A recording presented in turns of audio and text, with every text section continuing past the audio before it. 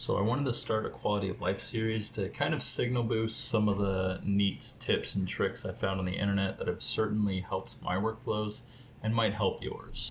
This is coming from the YouTuber Torict, and it's how to remove the HDRI environment while still keeping the lighting.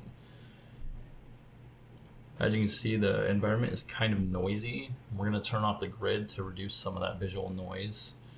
One option you can do is you can go into the render settings, and under film you can turn on transparency, but you get this grid effect when you go into the render view, which it could work and it gives you an alpha to render out with. But one solution I liked even more that he displayed was if you go into your shader editor, make sure transparent is off, and make sure this little drop down says world instead of object, so you can edit your HDRI. I'm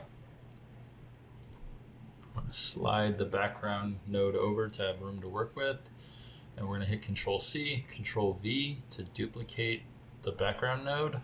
So we have two of them, and when we connect that, we'll get the flat background like we want, just no lighting.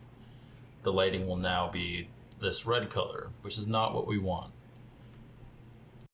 So how do we get the best of both worlds? Well, we can try a mix shader, and when we plug both of those in, we'll get kind of what we expected, which is an overlay of one on top of the other.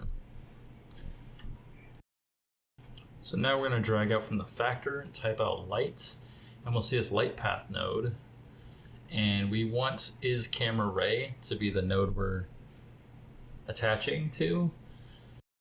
And if we Control Shift click through each of these nodes to view the results, you can see it does actually keep the lighting and remove the backplate. So again, a huge shout out to Torict. You helped solve one of my annoyances. Go check out his channel, give him a subscribe. See you later.